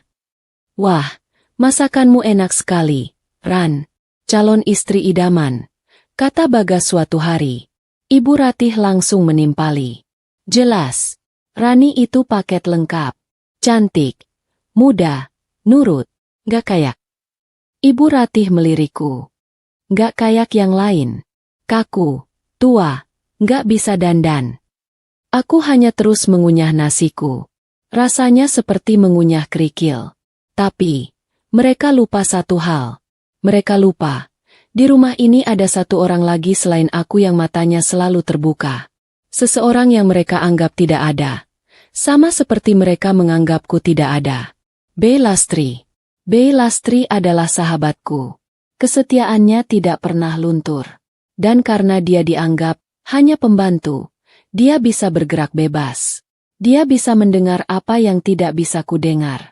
Pagi itu, suasana rumah terasa aneh. Lebih tegang dari biasanya. Ibu Ratih bangun lebih pagi. Beliau tampak sangat bersemangat. Beliau bahkan memakai baju kebaya terbaiknya. Padahal hanya di dalam rumah. Rani juga sama. Dia berdandan lebih menor dari biasanya. Rambutnya disanggul modern. Dan dia memakai parfum melatinya yang menusuk hidung itu sejak pagi. Malam ini kita makan besar. Teriak Ibu Ratih dari meja makan. Beliau memanggilku dan Bey Lastri. Santi, Lastri, dengar ya. Malam ini, ibu mau kalian masak yang paling enak. Bikin ayam bakar, gurame asam manis, udang saus padang, sayur asem, sambal terasi. Daftar pesanannya panjang sekali, seperti mau mengadakan syukuran. Aku hanya mengangguk. Memangnya ada acara apa, Bu? Tanyaku pelan. Ibu Ratih tersenyum sinis. Ada, dong. Acara penting. Acara perayaan. Sudah, jangan banyak tanya. Pokoknya masakan harus siap jam 7 malam. Jangan sampai malu-maluin di depan Bagas. Aku dan Bey Lastri langsung ke pasar. Belanjaan kami penuh 2 troli besar. Uangku lagi, tentu saja. Sepanjang perjalanan, Bey Lastri diam 1000 bahasa. Wajahnya tegang. Bibi kenapa? Tanyaku. Bey Lastri menggeleng. Nggak apa-apa, Bu. Perasaan saya nggak enak saja. Saat kami kembali dan mulai sibuk di dapur, kekacauan itu terjadi. Bey Lastri sedang membersihkan lorong lantai atas, dekat kamar Ibu Ratih. Beliau sedang mengepel lantai, ketika dia mendengar suara-suara dari dalam kamar. Pintunya sedikit terbuka. Bey Lastri bukan tipe orang yang suka menguping. Tapi suara tawa Ibu Ratih yang melengking membuatnya berhenti. Dia mendengar suara Ibu Ratih.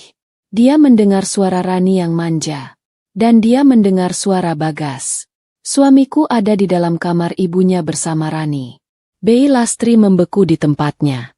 Dia pura-pura terus mengepel, mendekatkan telinganya ke pintu. Dan apa yang dia dengar adalah rencana paling busuk yang pernah ada. Bei Lastri mendengar Ibu Ratih sedang melatih Bagas.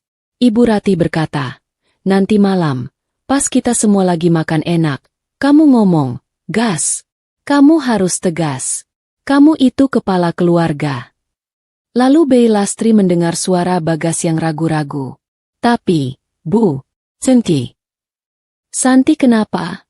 bentak Ibu Ratih. "Dia itu sudah mandul. Nggak bisa kasih kamu keturunan. Buat apa dipertahankan? Rani masih muda, sehat. Dia bisa kasih kamu 5 anak." Bei Lastri mendengar Rani tertawa kecil. "Iya, Mas Bagas. Nanti aku kasih Mas anak yang banyak, yang lucu-lucu." Jantung Bei Lastri serasa mau copot. Lalu dia mendengar rencana puncaknya. "Pokoknya," kata Ibu Ratih dengan nada final, "malam ini, di depan semua keluarga besar, kamu ceraikan Santi. Kamu bilang dia sudah nggak becus jadi istri. Suruh dia pergi dari rumah ini. Bawa baju-bajunya saja. Jangan kasih dia apa-apa." Suara Bagas terdengar lagi. "Tapi, Bu, ini rumah. Rumah ini punya kamu, Bagas." Potong ibunya cepat. "Kamu yang kerja keras. Kamu yang bangun ini semua. Dia itu cuma numpang nama. Nanti kita urus surat-suratnya. Gampang itu." Bei Lastri tidak tahan lagi. Dia gemetar hebat. Dia menjatuhkan ember pelnya. Suara gaduh itu membuat obrolan di dalam berhenti. Pintu terbuka. Ibu Ratih melotot. "Kamu ngapain di situ?" Bei Lastri tergagap. "Maaf, Bu, embernya licin, saya mau lanjut ngepel." "Sudah, pergi sana. Urus dapur. Jangan nguping urusan majikan," bentak Ibu Ratih, lalu membanting pintu. Bei Lastri lari. Dia berlari menuruni tangga, hampir tersungkur. Dia lari menemuiku di dapur. Aku sedang mengulek bumbu ayam bakar. Wajah Bei Lastri lebih pucat dari nasi sisa kemarin. Keringat dingin membanjiri pelipisnya. Tangannya menggenggam celemeknya erat-erat sampai buku-buku jarinya memutih. "Bu, Ibu." Suaranya bergetar. Dia menangis. Dia menarikku ke pojok dapur, ke dekat tempat cuci piring, menjauhi telinga-telinga lain. Air matanya tumpah. Dia menceritakan semua yang dia dengar. Kata demi kata. Dia bilang mereka akan menceraikanku. Dia bilang mereka akan mengusirku malam ini. Dia bilang mereka pikir ini semua rumah Bagas. Aku berhenti mengulek. Aku meletakkan ulekan itu perlahan. Aku menatap Bei Lastri yang sesenggukan hebat. Aku mengusap air matanya. "Bibi, jangan menangis," kataku. Suaraku aneh. Terdengar sangat tenang. Terlalu tenang. Bei Lastri menatapku bingung. "Ibu nggak marah? Ibu nggak takut? Kita harus bagaimana, Bu?" Aku tersenyum. Senyuman pertama yang kurasakan tulus dalam seminggu terakhir. Malam ini, di meja makan, mereka ingin mengusirku dari rumahku sendiri. Mereka ingin mempermalukanku di depan semua orang. Oh, mereka tidak tahu. Mereka baru saja memberiku panggung terbaik untuk pertunjukanku. Mereka sudah menyiapkan penontonnya. Dan mereka sudah menyiapkan hidangan pestanya. "Bibi," kataku pelan, sambil mengambil lagi ulekan. "Kita lanjutkan masak." "Masak, Bu?" Bei Lastri masih bingung. "Iya, kita masak yang paling enak. Ini, kan acara perayaan. Kita harus pastikan, ini akan jadi makan malam yang tidak akan pernah mereka lupakan seumur hidup mereka." Bei Lastri menatapku. Tangisnya berhenti. Dia melihat sesuatu di mataku. Bukan ketakutan. Bukan kesedihan. Itu adalah api.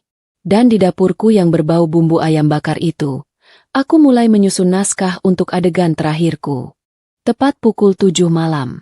Di meja makan panjangku, Meja yang kubeli dari lelang kayu jati, sudah penuh sesak.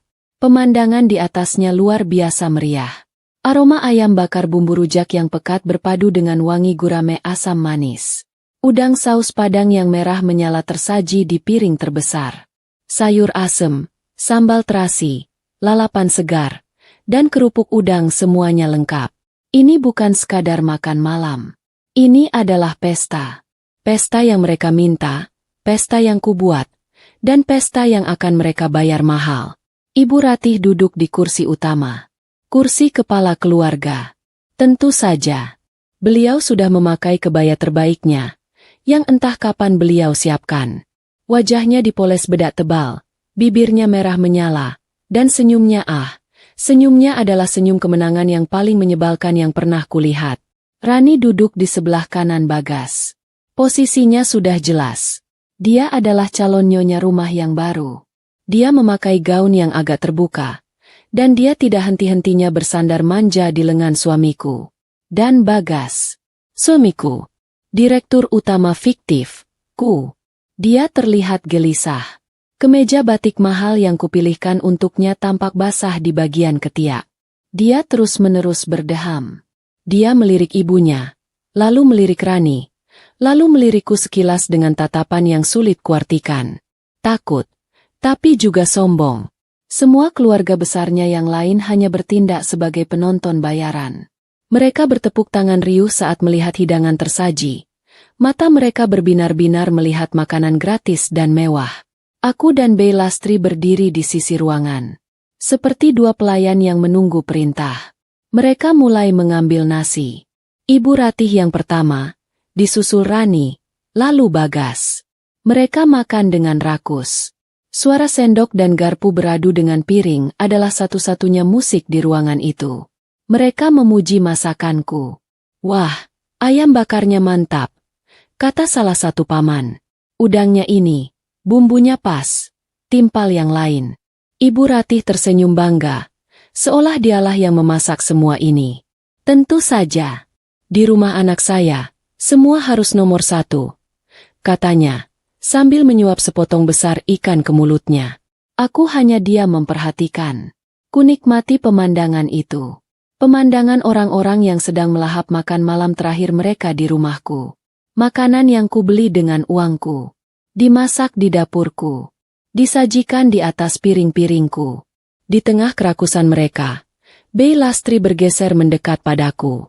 Tangannya yang memegang teko air gemetar hebat. Bu! Bisiknya. Suaranya nyaris tidak terdengar. Nafasnya tercekat. Aku menoleh sedikit. Ya, Bey. Ibu. Ibu lihat senyumnya Ibu Ratih. Bey Lastri menahan tangis. Mereka benar-benar akan melakukannya. Bu. Mereka benar-benar kira ini rumah Pak Bagas. Mereka mau usir ibu malam ini juga. Persis seperti yang saya dengar tadi siang. Aku menatap Bey Lastri. Aku meraih tangannya yang gemetar itu. Menggenggamnya erat sejenak. Ku berikan senyumanku yang paling tenang. Aku tahu, Bey. Lalu kita bagaimana, Bu? Saya takut. Bibi, kataku pelan. Bibi lihat mereka makan. Bey Lastri mengangguk bingung. Biarkan mereka kenyang dulu, lanjutku. Kita tonton pertunjukannya sampai selesai. Jangan takut. Bibi berdiri saja di belakangku. Genggamanku memberi sedikit kekuatan pada Bey Lastri. Dia mengangguk. Meski wajahnya masih pucat pasi. Aku kembali menatap meja makan. Mereka sudah selesai dengan hidangan utama. Sekarang mereka beralih ke buah-buahan dan puding yang sudah kusiapkan. Mereka bersandar di kursi mereka. Perut mereka penuh. Wajah mereka puas. Inilah saatnya. Aku tahu persis. Ibu Ratih mengambil gelas airnya. Dia meminumnya pelan. Lalu, beliau berdeham keras. Sangat keras. Satu ruangan langsung hening. Semua obrolan berhenti. Suara sendok diletakkan. Semua mata tertuju pada Ibu Ratih. Beliau menatap Bagas. Memberinya isyarat dengan dagunya. Sekarang giliran Bagas. Dia ikut berdeham. Dia duduk lebih tegak. Berusaha terlihat berwibawa. Dia membetulkan posisi kemejanya. Dia menatapku. Aku berdiri di sana. Di pojok ruangan, dekat pintu dapur. Masih dalam balutan daster rumahan yang sedikit kotor karena bekas bumbu. Posisiku persis seperti posisi seorang pembantu yang sedang menunggu perintah majikannya. Mereka semua menatapku. Keluarga besar Bagas menatapku dengan pandangan ingin tahu. Rani menatapku dengan senyum sinis yang ditahan. Ibu Ratih menatapku dengan tatapan menghina. Dan Bagas dia menatapku dengan tatapan dingin. "Santi," katanya. Suaranya dibuat berat dan dalam. Nada suara yang tidak pernah kupakai saat dia memintaku uang. Seluruh ruangan menahan napas. "Ada hal penting yang harus aku dan ibu sampaikan," lanjut Bagas. "Ini menyangkut masa depan kita semua. Dan masa depan rumah ini." Aku hanya menatapnya balik. Tanpa ekspresi. "Silakan, Mas Bagas," kataku. Suaraku terdengar jelas dan tenang. Aku mendengarkan. Ketenanganku sepertinya membuat Bagas sedikit goyah. Tapi Ibu Ratih, dari samping, menyikut pelan pinggang anaknya. Memberi kode agar cepat dilanjutkan. Bagas menarik napas panjang. Dia sudah siap menjatuhkan vonisnya. Dan aku, sudah lebih dari siap untuk membalikan meja sandiwara ini. Bagas menatapku. Dia sudah siap dengan naskah yang ibunya siapkan. Dia mulai bicara. Suaranya dibuat berat dan dalam, seolah sedang memimpin rapat dewan direksi. Dia bicara panjang lebar. Aku tidak perlu mengulang semua kata-katanya di sini. Telingaku sudah terlalu kebal untuk itu. Intinya adalah, aku, Santi, adalah istri yang gagal. Aku adalah istri yang tidak tahu diri. Aku tidak bisa memberinya keturunan. Sebuah aib terbesar bagi keluarganya. Aku tidak menghormati ibunya. Aku kaku seperti kayu. Dan aku sudah tidak pantas lagi mendampingi seorang pria sukses, sepertinya. Aku hanya diam mendengarkan. Lalu Ibu Ratih menimpali. Dia menambahkan bumbu di sana-sini. Dia bilang aku ini pembawa sial. Dia menunjuk ke arah Rani, yang duduk di sebelah Bagas dengan wajah menunduk, pura-pura malu. Ibu Ratih bilang, Bagas sudah menemukan pengganti yang lebih baik. Rani, muda, subur, penurut, dan tahu cara melayani suami. Aku melihat sekeliling. Para ipar dan sepupuku menatapku. Ada yang menahan tawa, ada yang terlihat kasihan, tapi lebih banyak yang tampak puas. Mereka sedang menonton sinetron gratis dengan hidangan pesta. Akhirnya, kalimat yang kutunggu-tunggu itu keluar dari mulut Bagas. Vonis itu dijatuhkan. Mereka ingin aku pergi. Malam ini juga. Sekarang juga. Mereka bilang aku harus meninggalkan rumah. Milik Bagas, ini. Aku hanya boleh membawa baju-baju yang menempel di badanku. Itu, kata Ibu Ratih, adalah bentuk kebaikan hati mereka karena aku sudah diizinkan numpang hidup enak selama ini. Di belakangku, aku bisa merasakan tubuh Bey Lastri gemetar hebat. Isak tangisnya yang tertahan terdengar pilu. Rani kini mengangkat wajahnya. Senyum sinisnya tidak lagi dia tahan. Dia menang. Ibu Ratih bersandar di kursinya. Beliau melipat tangan di dada. Wajahnya angkuh. Sang ratu telah memenangkan pertarungan. Mereka semua menungguku. Menunggu aku menangis. Menunggu aku berlutut. Memohon ampun. Menunggu aku mengamuk seperti orang gila. Tapi aku tidak melakukan itu semua. Aneh sekali. Di titik terendah dalam hidupku, di saat aku dicampakkan di depan umum, aku tidak merasakan sakit hati. Aku tidak merasakan amarah yang meledak-ledak. Yang kurasakan hanya lega. Beban yang kupikul sendirian selama bertahun-tahun. Topeng tebal yang kupakai setiap hari untuk menjaga harga diri suamiku. Sandiwara melelahkan yang kurawat dengan keringat dan air mataku. Malam ini, semuanya akan berakhir. Perlahan, aku melangkah maju. 1 langkah, 2 langkah. Aku berjalan dari pojokanku yang gelap dekat dapur. Aku melewati kursi-kursi para iparku. Aku berhenti tepat di ujung meja makan. Posisi berdiriku kini menghadap langsung ke Bagas dan Ibu Ratih. Ruangan itu hening. Mereka bingung melihat reaksiku. Aku mengulurkan tangan. Bukan untuk menampar. Bukan untuk melempar piring. Aku mengambil gelas air putih di depanku. Aku meminumnya pelan. 1 tegukan. 2 tegukan. Hingga tandas. Aku butuh membasahi tenggorokanku. Lalu, aku meletakkan gelas itu kembali ke atas meja. Tang! Suara denting gelas yang membentur meja kayu jati itu terdengar sangat keras di ruangan yang hening ini. Semua mata menatapku. Sudah selesai bicaranya.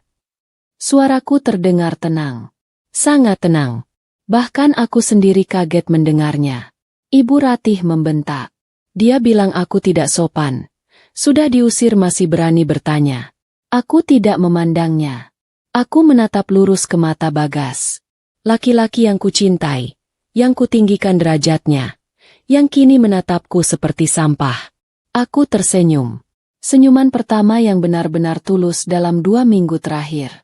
Lalu, aku mulai menceritakan sebuah dongeng. Aku tidak berteriak.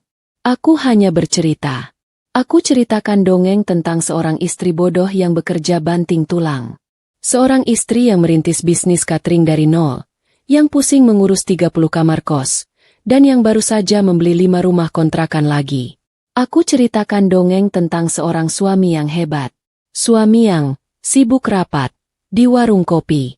Suami yang harga dirinya setipis tisu, yang harus disokong dengan kemewahan palsu. Aku ceritakan tentang gaji direktur, yang kutransfer setiap bulan ke rekeningnya. Uang yang dia pakai untuk mentraktir teman-temannya, dan mungkin untuk membiayai proyek barunya yang bernama Rani. Saat aku bicara, aku melihat perubahan di wajah mereka. Aku menunjuk ke meja batik yang dipakai Bagas. Ku bilang, kemeja itu dari uangku. Aku menunjuk jam tangan yang melingkar di tangannya. Ku bilang, cicilannya masih berjalan di kartu kreditku. Aku menyapu pandanganku ke seluruh hidangan mewah di atas meja. Ku bilang, semua ayam, ikan, dan udang itu dibeli dengan uangku. Wajah Ibu Ratih mulai berubah. Dari merah angkuh, menjadi pucat pasi. Bibirnya yang merah menyala itu kini terbuka. Tapi tidak ada suara yang keluar. Rani berhenti tersenyum. Dia menatap Bagas dengan pandangan bingung. Dan Bagas, direktur utama fiktif. Wajahnya adalah pemandangan terbaik malam ini. Dia pucat. Sepucat mayat. Keringatnya kini mengucur deras di pelipis. Matanya melotot tidak percaya. Dia membuka mulutnya, mencari-cari suara, mencari-cari pembelaan. Dia pasti berpikir aku berbohong. Lalu, aku menjatuhkan bom terakhir. Aku menepuk meja kayu jati yang kokoh itu.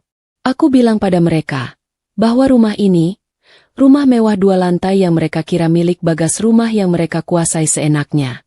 Setiap jengkal tanahnya, setiap batanya, setiap keramik yang mereka injak, surat-suratnya kusimpan rapi di brankas. Dan nama di sertifikat itu adalah namaku, Santi, bukan Bagas. Hening. Hening yang jauh lebih pekat dari sebelumnya. Suara jangkrik di luar rumah dan suara pendingin ruangan tiba-tiba terdengar memekakan telinga. Sendok yang dipegang salah satu paman Bagas jatuh ke lantai. Bunyinya nyaring sekali. Bagas tergagap. Dia bilang aku bohong. Dia bilang aku mengada-ada. Aku tersenyum lagi. Aku berjalan santai ke ruang kerjaku yang kecil di dekat ruang tamu. Ruangan yang mereka acuhkan selama ini. Mereka semua mengawasiku. Aku membuka laci mejaku. Aku mengambil sebuah map plastik tebal berwarna biru. Aku kembali ke meja makan. Dan aku melemparkan map itu ke atas meja, tepat di depan wajah Bagas. Bra, isinya tumpah. Di sanalah buktinya, di atas sisa-sisa ayam bakar dan kuah gurame. Sertifikat hak milik atas nama Santi. BPKB mobil sedan hitam atas nama Santi. BPKB mobil box catering atas nama Santi. Surat izin usaha perdagangan catering atas nama Santi. Buku tabungan bisnisku, dengan saldo yang mungkin tidak pernah mereka lihat seumur hidup mereka. Aku menatap mereka semua, satu persatu. Para ipar yang pucat, para sepupu yang menunduk, Ibu Ratih yang gemetar. Rani yang membeku. Lalu aku menatap Bagas. Rumah ini milikku. Mobil ini milikku. Bahkan nasi yang baru saja kalian telan, itu milikku. Kalian semua hanya numpang. Dan sekarang, kataku, sambil mengambil ponselku dari saku daster, pesta kalian sudah selesai. Keheningan yang mengikuti jatuhnya map biru itu adalah keheningan yang paling kunikmati seumur hidupku. Ruangan yang tadinya riuh oleh tawa angkuh dan suara sendok garpu, kini senyap. Hening. Semua orang membeku. Aku melihat wajah Ibu Ratih. Mulutnya yang tadi sibuk menghina, kini terbuka. Wajahnya yang dipoles bedak tebal itu kini warnanya abu-abu, seperti kertas koran basah. Matanya melotot ke arah tumpukan sertifikat di atas meja. Aku melihat Rani, calon ratu, itu. Senyum sinisnya luntur seketika. Dia tidak menatapku. Anehnya, dia menatap Ibu Ratih. Tatapannya penuh amarah. Sepertinya, dia baru sadar kalau dia juga ikut ditipu. Dia dibawa ke sini dengan janji istana, padahal istananya milik orang lain. Dan Bagas, suamiku, tangannya gemetar hebat. Dia mengulurkan tangannya, bukan untuk memegangku, tapi untuk menyentuh kertas-kertas itu. Dia mengambil selembar sertifikat hak milik rumah ini. Dia membacanya. Matanya bergerak bolak-balik. Dia pasti mencari namanya. Tapi yang ada hanya namaku. Santi. Para ipar, paman, dan sepupu yang tadi ikut menertawakanku, kini serentak bergeser. Kursi mereka berderit pelan di lantai marmer. Mereka berusaha menjauh. Menjauh dari Bagas. Menjauh dari Ibu Ratih. Mereka seperti penumpang kapal yang sadar kalau mereka sudah salah naik kapal. Dan kapal ini akan segera tenggelam. Ibu Ratih akhirnya menemukan suaranya. Beliau menjerit. Bukan lagi bentakan, tapi jeritan melengking yang panik. Dia bilang aku bohong. Dia bilang surat-surat itu palsu. Dia bilang aku menipu anaknya. Aku tidak menanggapi. Aku sudah selesai bicara. Sekarang waktunya bertindak. Aku mengambil ponselku dari saku daster. Mereka mungkin mengira aku akan menelepon pengacara atau polisi. Aku menekan nomor panggil cepat. Itu adalah nomor pos keamanan di gerbang depan kompleks. Telepon tersambung. Aku bicara dengan nada yang sama seperti saat aku memesan galon air minum. Tenang, datar, dan penuh perintah. Aku bilang, "Halo, Pak Satpam? Ini saya, Bu Santi, rumah nomor 12. Aku berhenti sejenak, melirik ke arah 3 orang yang kini menatapku ngeri. Bisa tolong kirim 3 petugas ke sini sekarang? Ada. Tamu tidak diundang yang harus dikawal keluar dari pekarangan saya. Terima kasih. Kututup teleponnya. Tindakan itu, telepon singkat itu, jauh lebih menakutkan bagi mereka daripada teriakan atau makian. Itu adalah tanda bahwa aku serius. Ibu Ratih mulai histeris. Dia mencoba meraih Bagas. Bagas, kamu bilang sesuatu. Kamu laki-laki. Kamu kepala keluarga. Tapi Bagas sudah hancur. Direktur utama fiktif. Itu kini hanya patung lilin yang mulai meleleh. Dia terduduk lemas di kursinya, memegangi kepalanya. Dunianya runtuh dalam 5 menit. Aku menoleh ke belakang, ke arah Bey Lastri, yang sejak tadi berdiri mematung sambil memegang teko. Matanya masih basah, tapi isak tangisnya sudah berhenti. Dia menatapku dengan tatapan takjub. Aku tidak perlu bicara banyak. Aku hanya memberinya 1 anggukan kepala. Bey, bantu aku. Bey Lastri langsung mengerti. Kami berdua berjalan melewati meja makan yang berantakan. Melewati sisa-sisa pesta dan wajah-wajah yang ketakutan. Kami menaiki tangga. Langkah kami serempak.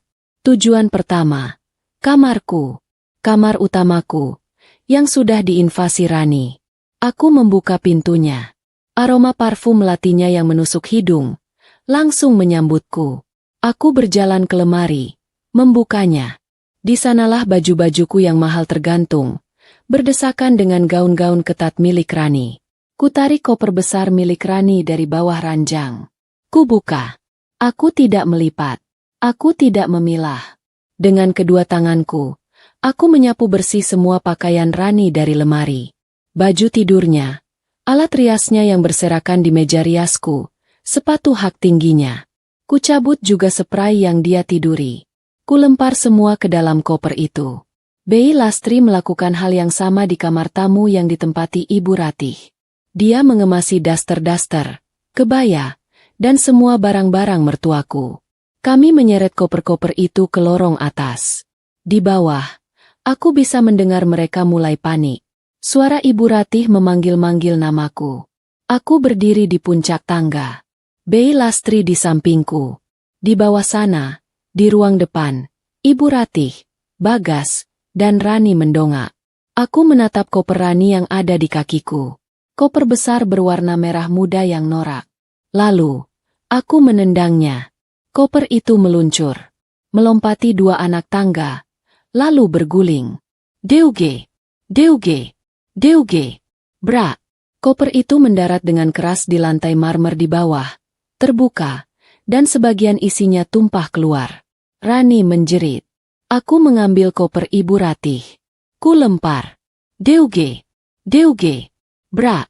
Bei Lastri, yang sepertinya sudah mendapatkan kembali semangatnya, ikut melemparkan tas-tas jinjing dan kardus mie instan yang mereka bawa. Terjadilah hujan barang-barang dari atas tangga. Seperti longsor. Aku bahkan mengambil sangkar ayam yang Ibu Ratih bawa. Aku membawanya turun dengan hati-hati.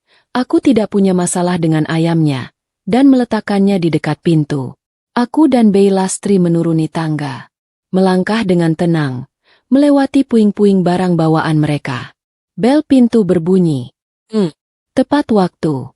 Aku berjalan ke pintu utama dan membukanya. 3 orang satpam tegap berseragam sudah berdiri di sana. Wajah mereka serius. Malam, Bu Santi. Ada yang bisa dibantu? Aku menunjuk ke arah 3 orang yang kini berdiri di tengah tumpukan koper mereka. Malam, Pak. Maaf mengganggu. Tolong bantu keluarkan 3 orang ini. Ibu Ratih, Rani, dan suami saya, Bagas. Mereka menolak pergi dari rumah saya. Para satpam itu profesional. Mereka melihat tumpukan sertifikat di meja. Mereka melihat wajahku yang tenang. Mereka tahu siapa pemilik sah rumah ini. Ibu Ratih mencoba melawan. Dia berteriak. Dia bilang ini rumah anaknya. Dia mencoba mencakar satpam itu. Rani lebih cerdik. Dia tidak melawan. Dia hanya menangis sesenggukan, mencoba menarik simpati. Dia buru-buru memunguti baju-bajunya yang berserakan. Para satpam itu tidak terpengaruh. Mereka mulai menggiring Ibu Ratih dan Rani keluar pintu. Terakhir, Bagas. Dia berdiri mematung di dekat pintu. Dia tidak membawa apa-apa. Dia hanya menatapku. Matanya yang dulu angkuh, kini kosong. Ada permohonan di sana. Dia membuka mulutnya. Santi aku. Aku tidak ingin mendengar. Aku melangkah maju, dan aku menutup pintu. Blem! Kututup pintu itu tepat di depan wajahnya. Aku mengunci grendelnya. Selesai. Di luar, aku bisa mendengar Ibu Ratih mulai berteriak dan menggedor-gedor pintu. Memakiku. Menyumpahiku. Aku bersandar di pintu yang kokoh itu. Rumau. Akhirnya. Hening. Satu-satunya suara adalah isak tangis Bei Lastri. Dia terduduk di anak tangga paling bawah. Tapi kali ini, aku tahu, dia menangis karena lega. Aku berjalan melewati meja makan yang hancur berantakan. Melewati sisa-sisa pesta terakhir mereka. Aku berjalan ke jendela besar di ruang tamu. Kusibakan sedikit gordennya. Di luar sana, di bawah lampu jalan yang temaram, aku bisa melihat mereka. Para satpam sudah pergi, meninggalkan mereka bertiga di jalanan aspal yang dingin. Aku melihat Ibu Ratih duduk di atas kopernya yang terbalik, menangis meraung-raung. Aku melihat Rani, berteriak-teriak marah, menunjuk-nunjuk wajah Bagas. Dia pasti menyalahkan Bagas. Dan aku melihat Bagas. Direktur utama fiktif. Ku. Raja. Ku. Dia hanya berdiri diam di tengah jalan. Bingung. Sendirian. Kemeja batik mahalnya kini kusut. Dia benar-benar numpang. Dan malam ini, dia terusir. Aku berdiri di balik gorden jendela itu cukup lama. Cukup lama untuk melihat pemandangan terbaik yang tidak akan pernah ditayangkan di sinetron manapun. Di luar sana, di bawah lampu jalan yang dingin, pertunjukan yang sesungguhnya baru saja dimulai. Ibu Ratih, yang tadi meraung-raung di depan pintuku, kini sudah kehabisan tenaga. Dia duduk di atas kopernya yang terbalik, menatap kosong ke aspal. Kebaya mahalnya kini kotor dan kusut. Riasan wajahnya luntur oleh air mata amarah. Rani, si calon ratu, menunjukkan warna aslinya. Dia tidak lagi menangis manja. Dia berteriak-teriak histeris. Dia menunjuk-nunjuk wajah Bagas, memakinya habis-habisan. Dia pasti merasa tertipu. Laki-laki sukses yang dijanjikan ibunya, ternyata hanyalah seorang pengangguran yang menumpang hidup pada istrinya. Dan Bagas, direktur utama fiktif, dia hanya berdiri di tengah-tengah itu semua. Seperti patung lilin yang bingung. Dia tidak membela ibunya. Dia tidak menenangkan Rani. Dia hanya menatap nanar ke arah rumah. Rumah yang baru saja hilang dari genggamannya. Kulihat beberapa tetangga mulai mengintip dari balik jendela mereka. Para satpam juga masih mengawasi dari pos mereka di ujung jalan, memastikan drama itu tidak berpindah ke pekarangan orang lain. Mereka kini menjadi tontonan. Dari tuan rumah pesta, mereka menjadi gelandangan yang menyedihkan di tengah malam. Kutarik gordenku. Kututup rapat-rapat. Selesai. Pertunjukan di luar sana bukan lagi urusanku. Aku berbalik badan. Aku menatap rumahku. Istana yang baru saja kurbut kembali. Keadaannya kacau balau. Meja makan penuh dengan piring kotor sisa pesta. Lantai lengket oleh tumpahan minuman. Bau ayam bakar, bau sambal terasi, bercampur dengan aroma parfum melati Rani dan bau rokok kretek paman-pamannya. Rumah ini terasa kotor. Terhina. Di anak tangga, Bey Lastri masih duduk. Isak tangis leganya sudah berubah menjadi tatapan kosong. Dia lelah. Sama lelahnya sepertiku. Aku berjalan melewatinya. Aku tidak berkata apa-apa. Aku berjalan lurus ke dapur. Aku mengambil kantong sampah hitam yang paling besar. Lalu aku kembali ke meja makan. Tanpa bicara, aku mulai bekerja. Aku mengambil piring-piring kotor itu. Sisa-sisa makanan yang mereka lahap dengan rakus tadi, kusapu bersih, kumasukkan ke kantong sampah. Aku tidak mencucinya. Aku tidak sudi. Piring-piring itu, piring yang sudah dipakai oleh mulut-mulut penghina itu, akan kubuang. Bey Lastri melihatku. Dia terdiam sejenak. Lalu, dia bangkit berdiri. Dia mengambil kantong sampah satu lagi. Kami bekerja dalam diam. Kami tidak bicara. Hanya ada suara piring-piring keramik yang berdenting pelan saat kami masukkan ke kantong. Kami menyapu lantai. Kami mengumpulkan gelas-gelas. Malam itu, kami berdua membersihkan sisa-sisa penjajahan. Kami membuang semua sampah. Semua kenangan buruk dari rumah ini. Butuh waktu 2 jam. Pukul 1 dini hari, rumah itu akhirnya bersih. Meja makan sudah kosong. Lantai sudah dipel. Kantong-kantong sampah hitam menumpuk di depan garasi. Siap diambil tukang sampah besok pagi. Aku membuka semua jendela lebar-lebar. Kubiarkan angin malam masuk. Mengusir bau rokok. Mengusir bau parfum murahan itu. Aku dan Bey Lastri terduduk di sofa ruang tamu yang kini sudah bersih. Sofa yang sama. Yang tadi pagi masih diduduki paman-paman Bagas. Kami tidak bicara. Kami hanya saling pandang. Lalu, untuk pertama kalinya, kami tertawa. Tawa yang pelan, tapi sangat lega. Paginya, aku bangun di ranjangku. Di kamar utamaku. Aku baru tidur 3 jam. Tapi rasanya ini adalah tidur paling nyenyak dalam hidupku. Wangi parfum Rani sudah hilang. Kuganti dengan aromaterapi lavender kesukaanku. Aku turun ke bawah. Bey Lastri sudah ada di dapur. Dia sedang membuatkan teh tawar hangat untukku. Seperti biasa. Seperti sedia kala. Rumah ini kembali hening. Hening yang mahal harganya. Kami sarapan berdua di meja makan yang bersih. Hanya nasi goreng sederhana. Aku menggeser sebuah amplop putih tebal ke hadapan Bei Lastri. Ini buat Bibi, kataku pelan. Bei Lastri menatap amplop itu, lalu menatapku. Bu, ini apa? Anggap saja bonus, jawabku. Bonus karena sudah setia. Bonus karena Bibi tidak meninggalkanku, bahkan saat aku diperlakukan seperti babu. Mata Bei Lastri kembali berkaca-kaca. Dia menggeleng, mencoba menolak. Aku mendorong amplop itu lagi. Mulai hari ini, Bibi bukan lagi asisten rumah tanggaku. Bibi sahabatku, rekan kerjaku. Kita urus bisnis ini sama-sama. Ya. Bei Lastri akhirnya mengambil amplop itu. Dia tidak bisa menahan tangisnya. Dan aku, setelah sarapan, aku melakukan ritual yang sudah lama hilang. Aku duduk di terasku, di kursi rotan favoritku. Aku menyeduh kopi pagiku sendiri. Aku membuka laptopku. Laptop yang sudah seminggu ini kutinggalkan. Belasan panggilan tak terjawab.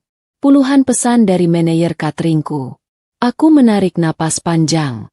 Ponselku berdering. Manajerku. Halo, pagi, Bu Santi. Suaranya terdengar cemas. Maaf, Bu. Tagihan vendor sayur. Aku memotongnya. Pagi, Mas. Nang. Kirim semua tagihannya ke email saya sekarang. Saya lunasi semua hari ini.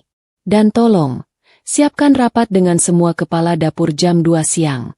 Kita kejar tender rumah sakit yang kemarin tertunda. Hening sejenak di seberang sana. Mereka pasti kaget. Suaraku berbeda. Bukan lagi suara Bu Santi, istri rumahan yang pelan dan ragu.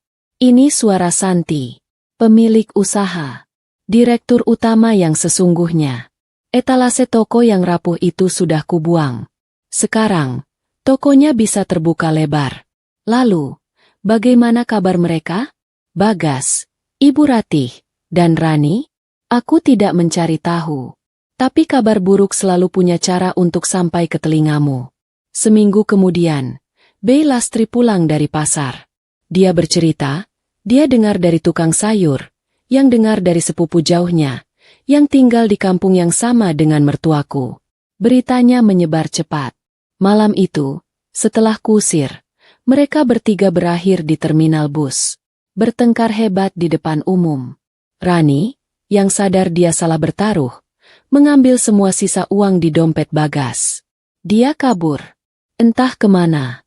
Mungkin kembali ke desanya. Mungkin mencari pria sukses lainnya untuk ditipu. Ibu Ratih, dengan sisa harga dirinya yang hancur, akhirnya pulang kampung. Tapi dia pulang membawa malu. Kabar bahwa rumah mewah itu bukan milik anaknya sudah tersebar. Dia yang tadinya sombong, kini mengurung diri di rumah, tidak berani keluar. Dan Bagas, dia yang paling menyedihkan. Dia kehilangan segalanya dalam satu malam.